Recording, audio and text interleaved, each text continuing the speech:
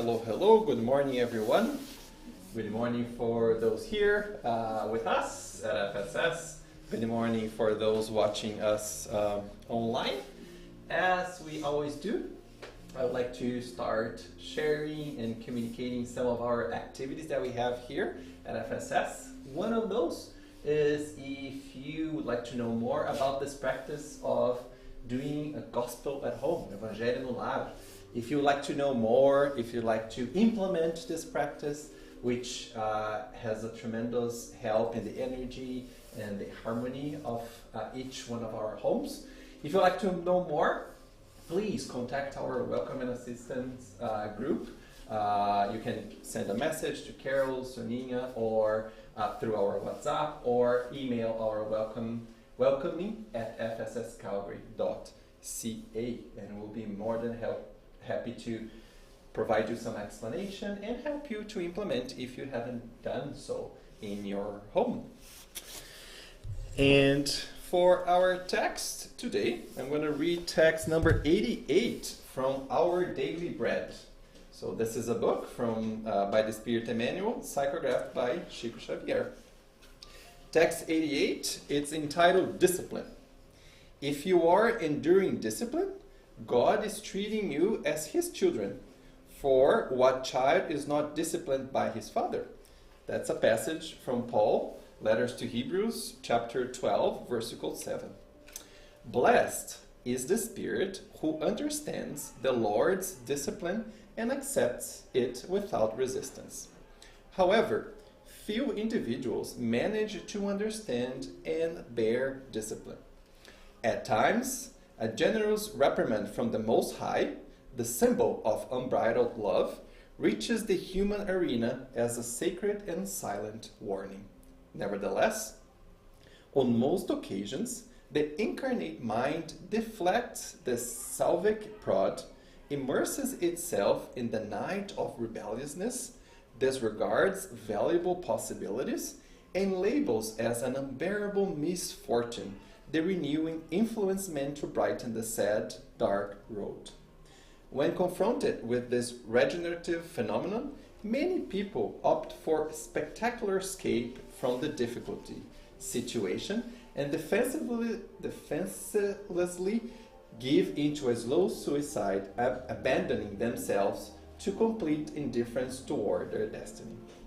Those who proceed in such a way cannot be treated as children, since they have isolated themselves and have turned away from divine providence by erecting dense walls of darkness between their own heart and the Father's blessings. Those who understand the discipline of the All-Merciful readjust themselves in a new and promised circle of life. Once the inner storm is overcome, they reevaluate opportunities for learning, serving, and constructing, and based on the bitter experiences of yesterday, they apply the benefits of the higher life with an eye on tomorrow. Do not forget that evil cannot correct anyone. When the Lord's discipline reaches you on your path, accept it humbly and know that it is a true message from heaven. So let us pray. So let's find a comfort place where we are, seated here or watching us. And take a deep breath. Raise our thoughts to God, to Jesus, to our guardian angels, and all the spiritual team that takes such good care of all the work that is performed here at FSS. And first, as our Master have taught us, let's be grateful. Let's practice grateful for one more day that the sun is shining in this beautiful day. For all the blessings that we have in our life. For this opportunity that we have here, one more Sunday morning, to learn a little bit more about Jesus' teachings, according to this blessed doctrine that helps us understand even more his teachings and helps us apply bit by bit, small portions by small portions in every day of our life. And let's ask that we have a blessed morning, that our reflections be guided by the good spirits, that we can leave here a little bit better than maybe when we arrive, and we can endure this loving energy, this serenity, tranquility throughout the week, the month, and the year, that we can continue reflecting in all the knowledge and information and start asking questions on how that applies to each one of our lives. Let's ask for a loving moment and a moment of peace. So be it.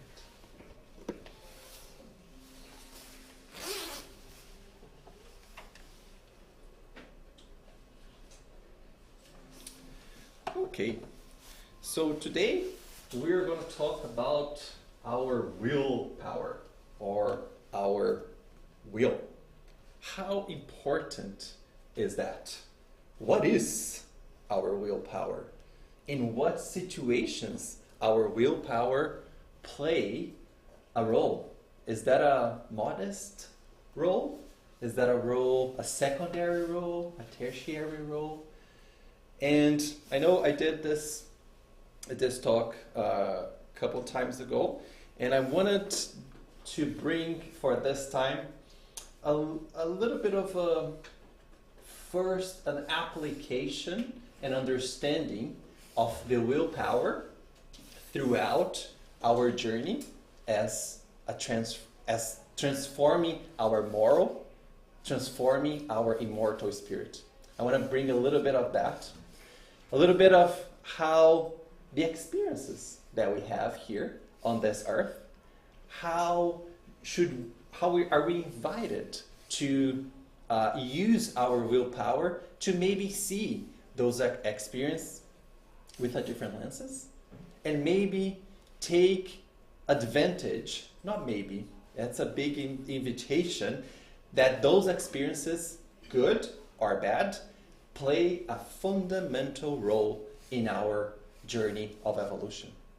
And in addition to that, I would like to bring one, we know that Jesus is our role model, is our model and guide.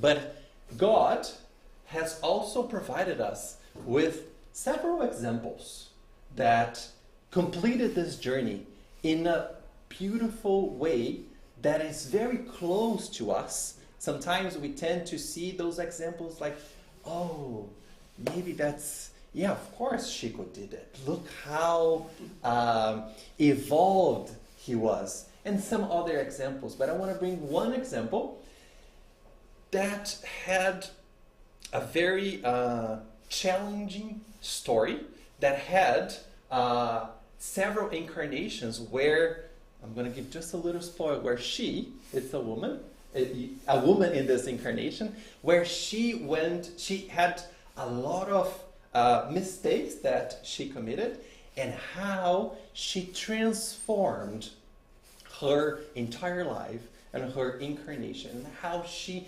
progressed in this life to heal and to, for a lack of a better word, using my poor English, how she kind of redeemed her debts from her previous life. And what is that she said connected to our willpower that can give us that strength and that example that we can really maybe look more about her life, and we can learn and really empower us to do all the work that is required from us in this life.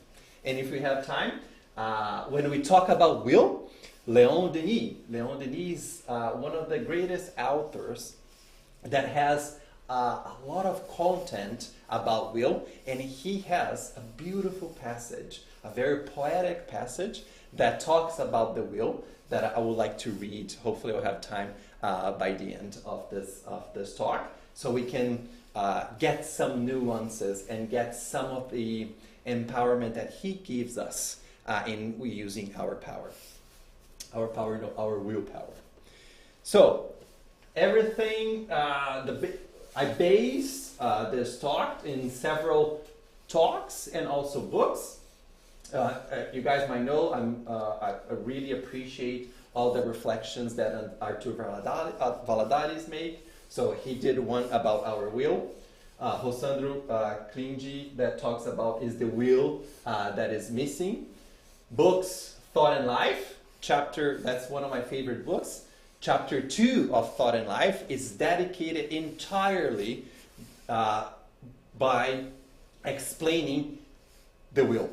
And I'm going to use the explanation. Emmanuel is brilliant, and he translated the characteristics and importance of the will using very trivial words that we know, that we live here in this world. And hopefully I'll do a good job transmitting or sharing his words with you. A new book that I came across, kind of revisiting this, Sun in Souls, Sol nas Almas, by the Spirit Emmanuel, psychographed by Valdo Vieira. Another one called Religion of Spirits, Religião dos Espíritos. Not sure if it's Spirits Religion or Religion of Spirits. So I chose one. And the last one, O Problema do Ser, do Destino e da Dor, from Leon Denis, which I translated The Problem of Being and Destiny. So a lot of great books, easy reading, and can give us some insights and help us understand this important component of the will power for us. Some initial reflections. How do I understand the role of the will in carrying out all the efforts for my internal transformation?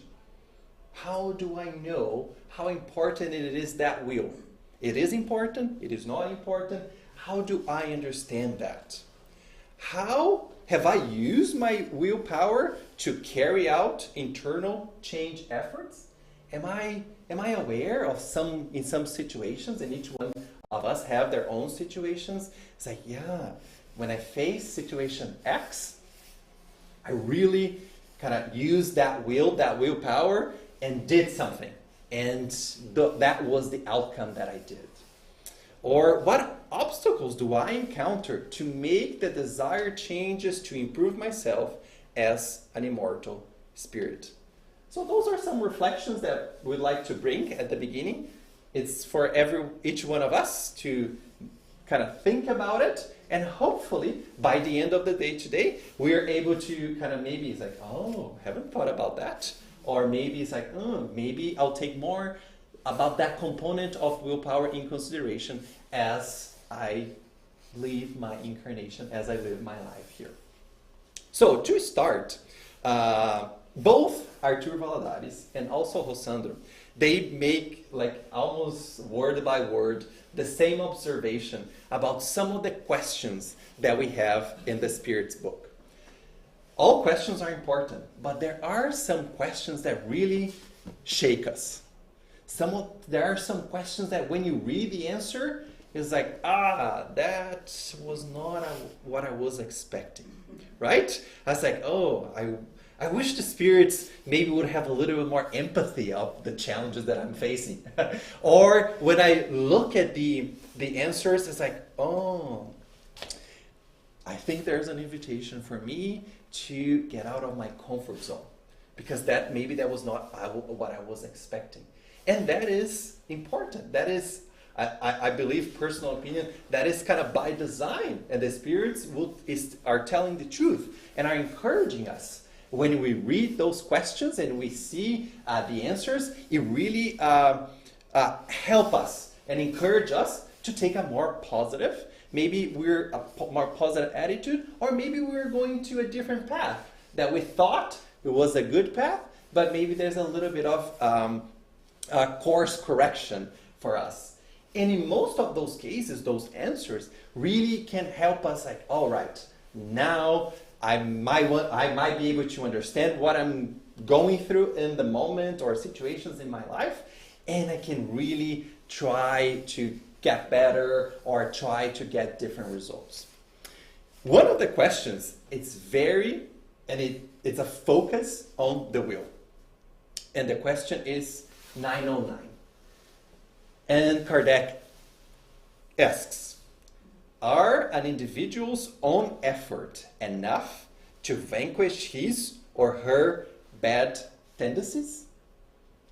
Kardec is asking, okay, if I do the work, is that enough to kind of transform myself? Is that good enough that we all have our bad tendencies, we all have the challenges and things that we are here incarnated to illuminate, to change, and to really understand? But is that own efforts, is that enough? What do you guys think? Most of you might know the answer of this. And the Spirit says, yes, a very small effort, often that is needed. When you look at this, right? It's like, how dare you, spirits, saying that is a very small effort, right? Because every one of us are going to we're all going through our challenges in our lives, right? And a lot of those times, those challenges are tough. And now the spirits come here and say that a small effort, and they continue. It is the will that is missing. It is quite astounding how few of you make any serious effort. So this question really does shake me. But at the same time, it stimulates me. And every time that I'm kind of going through something, small, medium, big, or large, sometimes I can't. Sometimes I made the mistake, but then after that I reflect, say, where was my will? And to maybe change how I approach that. Sometimes I say, I know I'm going to face a situation that is tough. Sometimes it's rare, but sometimes I can think like, a difficult situation is presenting. Maybe let's center yourself and see how you're going to leverage your will to do the good thing. Sometimes it's in the midst of the storm. It's like, oh, will, forget about will. Oh, what about the will? And then you just have to go through it. But I think the important is brought me awareness. Shook me, but at the same time stimulated me and brought me the awareness that I have that willpower, and every one of us has that willpower to really see what are you and what are we doing in those challenging situations to take the best advantage of that experience, right?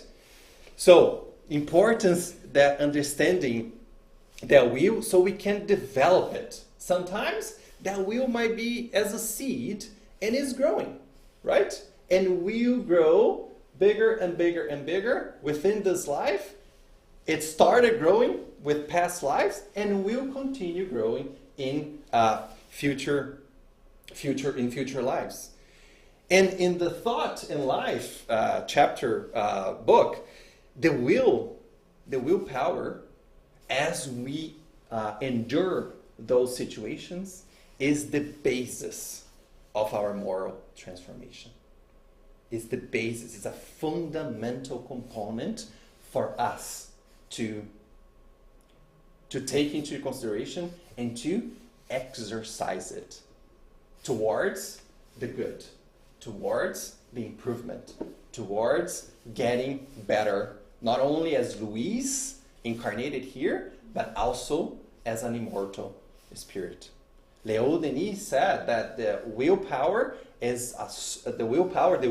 is a sovereign power for our spirit. It's such a magnetic woman. It's a magnetic power that expands and helps us in our journey. And as we look inwards to identify this potential that we all have, that is when we will get out sometimes of some vicious cycle where we just keep kind of doing the bad thing over and over and over, so we can find new ways and transform that cycle from a vicious to a virtuous cycle, right? And then we seek new levels of our evolution. We can really progress in our evolution. So let's understand, and that's the part that one of the parts that I most like about will that Emmanuel describes. So first, Emmanuel paints a picture that our brain, and within our brain, is like we have an office, or is a company. So in all companies that we might have worked for, there is kind of a hierarchy, right?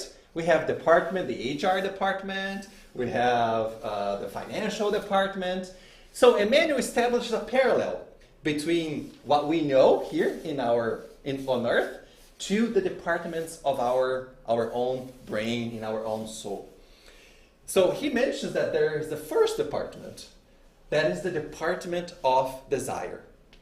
In this department of desire, it's all our purpose. It's all our aspirations that we want to work. It's what we want for our lives, right?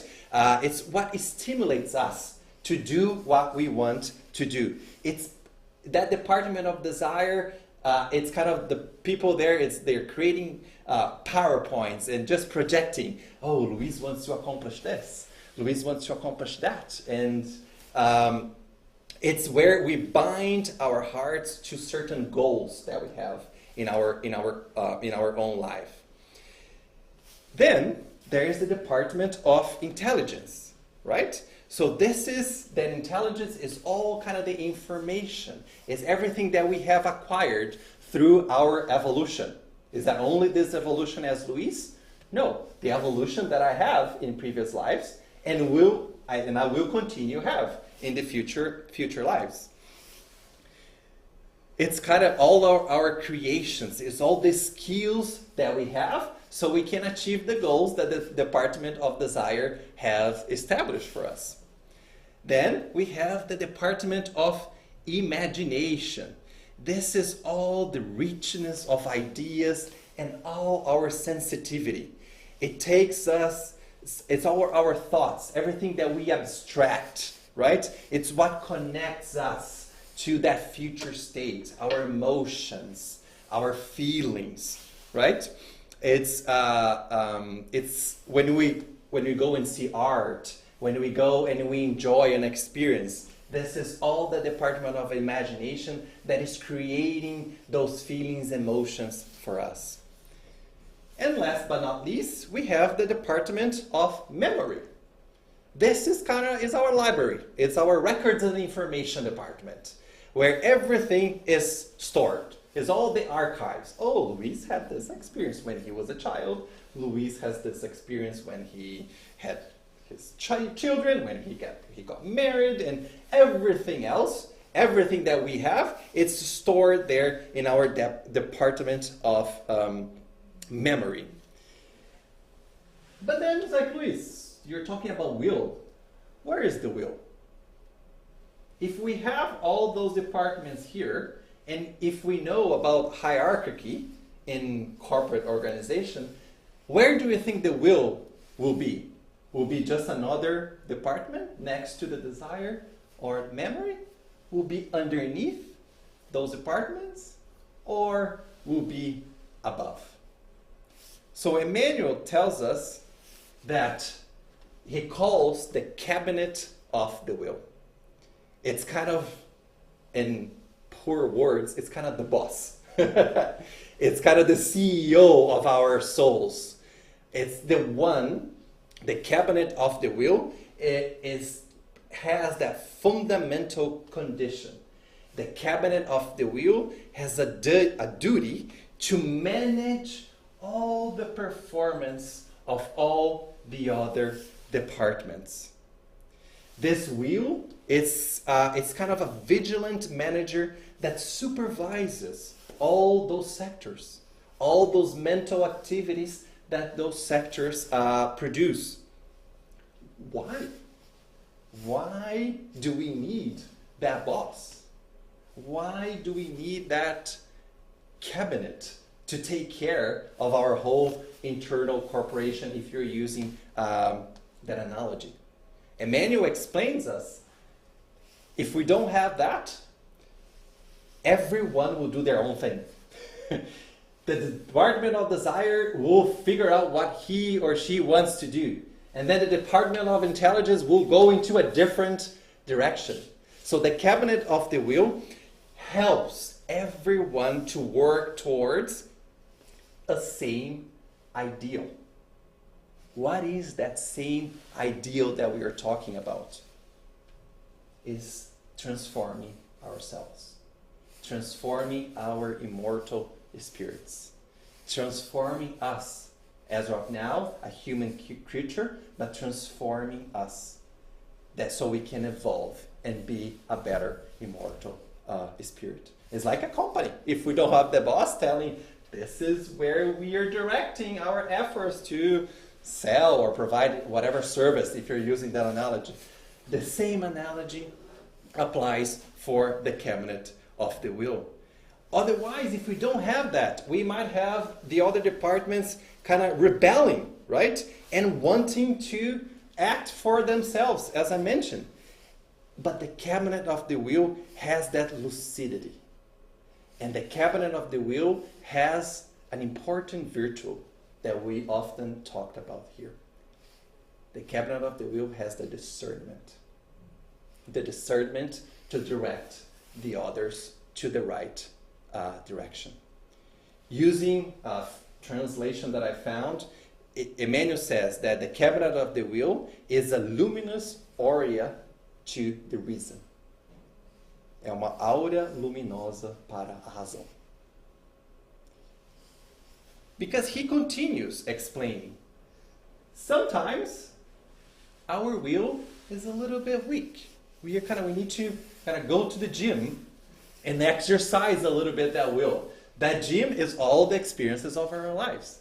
And Emmanuel, as brilliant that he is, he starts saying, what happens if the cabinet of the will is a little bit on vacation? Doesn't want to do anything. What happens with the Department of Desire? And he mentions that the Department of Desire, some of our passions, and I'm going to talk about passions, we might mistakenly incur debt, requiring centuries of suffering and restitution.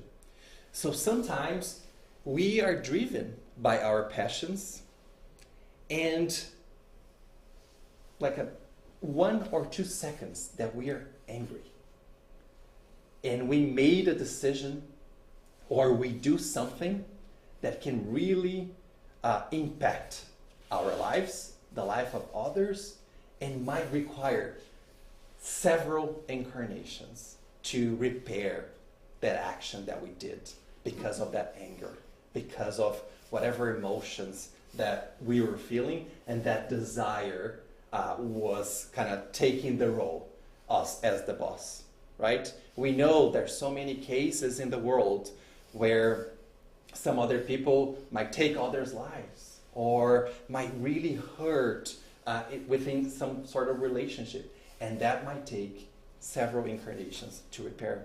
So it's important if that will is weakened, so we know some of the consequences. What happens? I'm not saying that that's what everyone has experienced, but that's a case that can happen. What happens with the intelligence, right? Sometimes we might be so smart, and instead of using that, all the brilliance, all that knowledge, intellectual knowledge, to the good, we ended up confined in some of the vices and criminality instead of using that to the good, right? Sometimes it's just a lack of orientation towards the collective good. I just want to think about myself. I just want to get something for my own self. And I might incur in some criminal activities, right? What happens with the Department of Imagination? Who here, and I can raise my hand, sometimes when we're going through some anxious time of our moment, of our lives, we don't know exactly what's going on, or we'll be facing a difficult situation in the future, either life or work. Our imagination starts painting a tragedy, starts painting the worst case scenario ever. So that imagination, those elements that enter our heart and our mind, if I only think about the worst case scenario, what type of inspiration am I getting? What type of connection am I having or establishing with the spirits that are here to help us if I only focus on the negativity? It's important that if we caught ourselves in that situation, that we can really shake us and start to working our imagination, asking the cabinet of the will to tell the imagination department to shift. Because if we stay in that negativity, we're going to lower our energy instead of connecting to higher plans and get inspired by higher advices. And if we sometimes with all the benefits, all technology that we have here in our world, and the part of our world, the situation of Earth that we have now, sometimes we just don't exercise. We are mindless just on cell phones or watching something that doesn't produce something good. So it's important that we really exercise our memory so we can connect to good things. I can't remember what talk that I did, and the speaker was telling about a challenging with another person, and one of the resolutions, or one of the ways that person would like to have a little bit more patience, was to listen and talk while he was driving to work. So I started doing that. So now I have to go to work twice a week. And it's such a simple thing. Instead of listening to music, now I put on a talk on YouTube, connect to the car, and it's just, I don't know, it's changed. It's changed for me. It's 15 minutes or 20 minutes that I drive going to work and come back listening to something that I need at that time. Maybe I have a difficult situation and I look for hope. Someone talking about hope. Or someone talking about confidence. Those are topics. Or fear. Topics that really, it's close to my heart. So I'm just there, kind of immersing myself. A simple thing that I started doing, and I'm kind of reaping the benefits already. So really practicing that memory. I don't have time now, so I almost have 11. Okay. So we talked about I want to talk a little bit about passion, right? Because sometimes we really say, yeah, the passions drove us. But is the passion all bad? And I went to the Spirit's book. As our passions are noted in nature, are they bad in themselves? Because we talk about, right? The desire, the department of desire, just the passions are taking over it. It's whatever my passion wants. And I want to say, okay, is this the passions that we have, is all bad? And the Spirit says, no. It is only their abuse or excess that is bad. The principle of all passions have been given to human beings for their own good. And these passions might spur them to accomplish great things. It is only their abuse that does harm. So, in summary, passions are the force that propel us. Passions are the force of our achievement. However, if that passion doesn't have a boss, it's like a horse with nothing, no saddle, nothing. It's just running crazy to whatever direction that horse wants.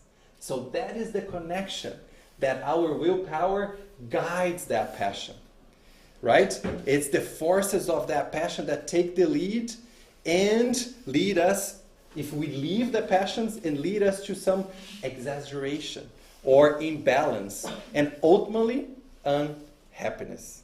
So we don't need to eliminate the passions, but we need to channel them towards the good, towards something that is good for our immortal spirit, and also to the benefit of the entire society. A quick example. Let's take a look at Paul. Right? Paul of Tarsus, before he became Paul, he was Saul. He was very passionate. He thought that he was doing the right thing, pursuing the ones that followed Jesus, right? However, once he realized that when he had that encounter with Jesus, and he realized that Jesus was the Messiah, and he was the one with all as the guide and model for the society at that time, what he did, he used the same passion, energy that he had towards the gospel of Christ. The same thing. Sometimes we put Paul in a pedestal, saying, oh yeah, but that was Paul. Of course Paul would do it. But he was also a human. And he was also in the wrong path before, until he realized what the right path looked like. And he used the same passion to drive change within himself and within the entire society. I like this picture, and I've used it several times. We're all in this ocean, right? We can use the analogy of the ocean as Earth. We're all on Earth in this planet of trial and expiation. That boat, it's kind of our body, right? Everyone has their own boat. Everyone will navigate to different storms. However, the passions are all the wind that propels us. However, if we let the wind just take us, whatever the wind wants, that's not what we learn about passions. That comes will. The will is the helm, el leme, that guides us so we don't hit a rock. Or instead of going to point A, we go to point C. So the importance of having that direction, that helm, that leme that guides us and takes the wind, uses the wind to the right direction. I want to bring a little bit, because sometimes, yeah, Luis, you're talking about the will, and it's like, sometimes I don't have that will. Sometimes I made some mistakes. Absolutely. We all do, right? So that's why I want to bring a little bit what Joanna mentions about exercising that will. She says, the will is, therefore, the engine that drives human feelings and aspirations towards the conquest of the infinite, being always graded the more it is exercised.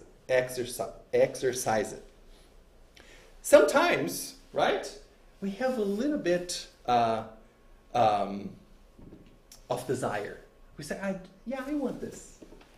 but we just don't continue, right? Yeah, it's not that strong. Maybe tomorrow, right? Or maybe next month I'll take care of that thing, that desire want me to do. Just to use a poor or simple example. Let's say I want to exercise, right? And as we live here in Calgary, it's minus 30 outside, right? Oh yeah, I really want to exercise, want to get in shape. But then I look at the outside, oh, minus 30. Yeah, it's not strong enough. That desire or that will is not strong enough for me to go outside, right? That's similar a little bit to our life, right? Even though I want to exercise, I have that ultimate goal. Maybe it's about my health. It's whatever that exercise means. But when we're facing with that challenge or that constraint or that strong environment, we're not there yet to make that leap, to go forward and really use our will to reach that end state, reach that desired goal. And then Joanna continues. Unexpressive in the first attempt, it soon becomes the command of the expanding possibility, enriching the being with the imperishable values of its evolution. So what I took from this, sometimes it will be very small than what we did. Maybe to change some reactions that we had, or to went through a different way of the challenge that we had. But as we keep using, it's like going to the gym. It's getting to that habit. As we keep practicing, this will grow, and grow, right? But it is the will that will turn that into a possibility of change. However, do we have another choice? Yes, we do. We might say, no, don't want to do anything. I'm going to cross my arms and I'm going to just stay the way it is, right? What happens? I park my immortal spirit in the parking lot. I'm just parked there and I'm going to stay the way it is. Can we do that? Absolutely, right? It's all our choices. With all the choices that we have, there will be an impact or a consequence. And it's up to us to evaluate what we would like to do. But Joanna continues and says that that will change. And we have this say, right, in Portuguese. Sometimes we see the problem so big. It's like a big elephant, right? And we want to tackle that elephant at once. But sometimes there is an invitation. Let's tackle a small part of it and see the result. And then we tackle another part of it and see the result. And as we grow in confidence, maybe instead of tackling later as we progress, we can tackle two things because our strength enlarged and we got more out of it. I want to bring also about will and faith. This is from the Gospel according to Spiritism. So the Spirit said, I repeat, faith is both human and divine. If all incarnates could be persuaded of the force which they carry within themselves, and if they wish to place their will at the service of this force, they would be capable of producing these so-called miracles that are nothing more than the development of human faculty. Sometimes we say, yeah, what person A did, it was a miracle. However, what we can see from here is that person really directed the will, used his or